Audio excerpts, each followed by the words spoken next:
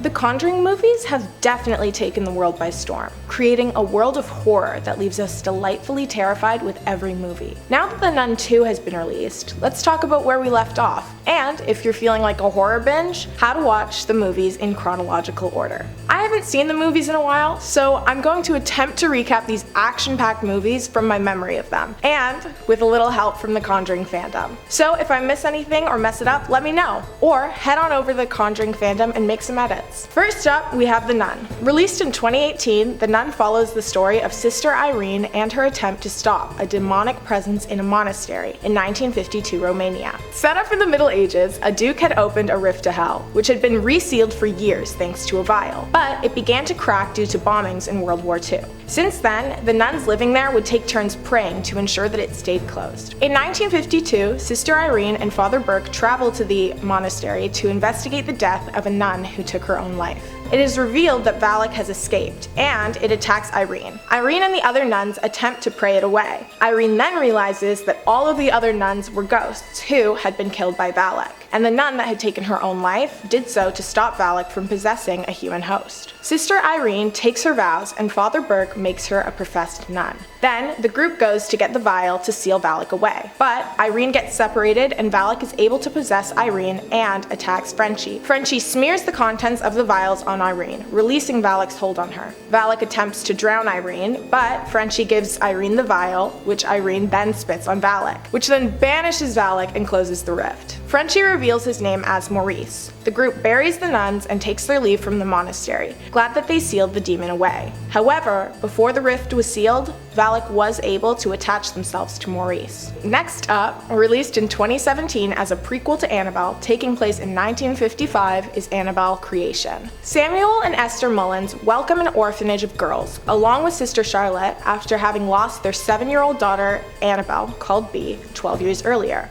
The first night the girls are staying over, a girl named Janice unleashes a doll that was possessed by an evil spirit 12 years earlier, Annabelle. Annabelle had been locked in the closet of B. The closet was covered in Bible verses. Over the next while, the doll wreaks havoc on the group, putting Janice in a wheelchair, possessing Janice, and taking both Samuel and Esther's lives, before a big final fight ending with a possessed Janice and Annabelle doll being locked in the closet. The Annabelle doll is collected as evidence, but Janice escapes to another orphanage and is then adopted by a family. But uses the name Annabelle. 12 years later, Janice Annabelle starts a cult and ends the lives of her adoptive parents. The family next door hears the screams and the husband goes to investigate. This leads directly into the Annabelle movie. The Nun 2 was released on September 8th and takes place in 1956. Because this movie only came out a few days ago, I don't want to spoil anything for you guys. I guess we'll just have to head over to the theaters and buy some $30 popcorn to find out what Sister Irene and Valak have in store for us in The Nun 2.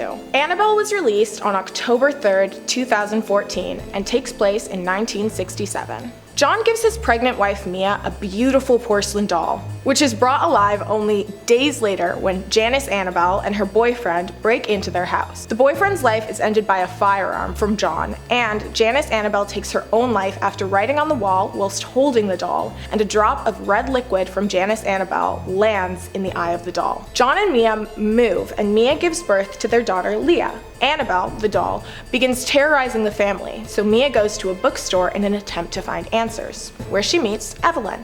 The doll attempts to take their baby's soul, but Evelyn sacrifices herself to save everyone in the family. They don't see the doll again. The movie closes with a mother buying Annabelle in a store.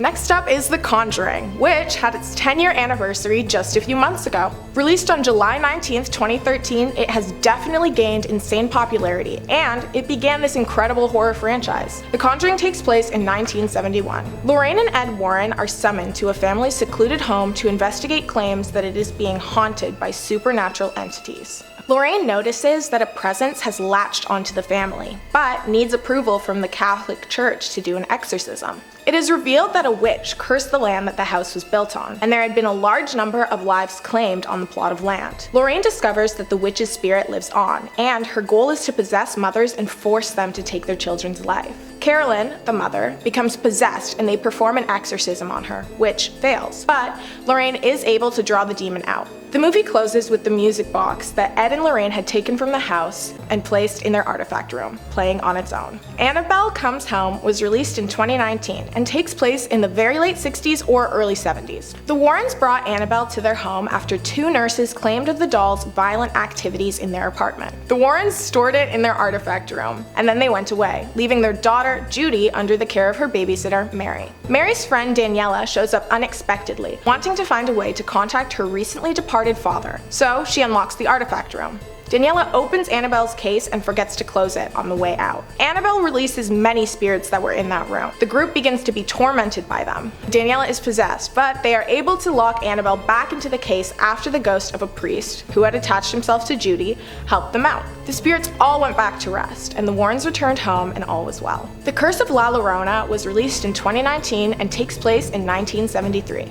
The setup, which is in 1663, shows a son giving a necklace to his mother. Later, he saw his mother drowning his brother in the river, and then he ran away scared, but unfortunately he was caught as well and met the same fate.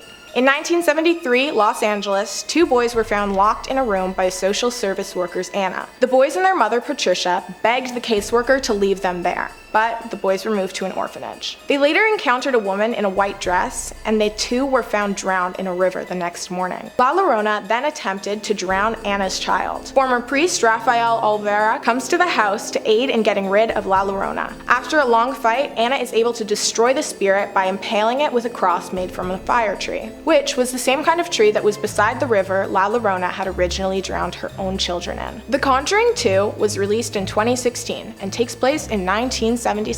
Ed and Lorraine Warren travel to London to help out a family, the Hodgsons, who are being haunted by a spirit. Lorraine is also having many upsetting visions. Ed believes that traveling to London is going to help prevent the outcome of them. The pair also believe that they are meant to be going to London. The Hodgsons' youngest daughter Janet had been hearing things. When Lorraine arrived, the ghost of Bill Wilkins appears, who was a resident of the house, along with Valak. After many unsettling events, the Warrens are able to condemn Valak back to hell, and they return home with the Crooked Man turntable, which is placed in their artifact room, right across from Annabelle. The Conjuring, The Devil Made Me Do It, is the last movie on this list and was released on June 4th, 2021. It takes place in 1981. Ed and Lorraine Warren attend the exorcism of 8-year-old David Glatzel. The demon possesses the body of Arn Johnson, which Ed witnesses as he has a heart attack. Possessed Arn takes the life of his landlord. The case becomes the first to use demonic possession as a defense, and the Warrens begin to investigate how David Glatzel became possessed in the first place. With the help of a priest, they learn the curse had been purposefully passed down from a witch's totem, which had led to the possession of David. The pair travel down to Massachusetts and discover another case of a killer being possessed, and taking the life of someone in the same way that David had. They return home and discover that to stop the curse, they must destroy the altar in which the occultist operate. Lorraine discovers that the occultist was the daughter of the priest that had helped them earlier on in the film, and she heads to destroy the altar, which is in underground tunnels. The priest is killed by the occultist while helping Lorraine, and Ed is possessed briefly by a summoned demon, but Lorraine manages to convince him to fight back, ending the possession. Then, they destroy the altar, and the occultist is killed by the demon she had summoned. The Warrens place a cup from the altar in their artifact room, right by a painting of Valak and the Annabelle doll. That brings us to the end of this wild,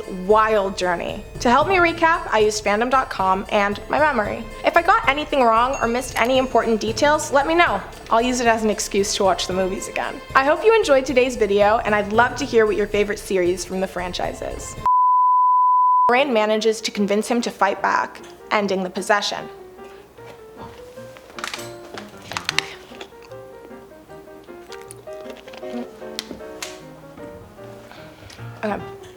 Then, they destroy the altar.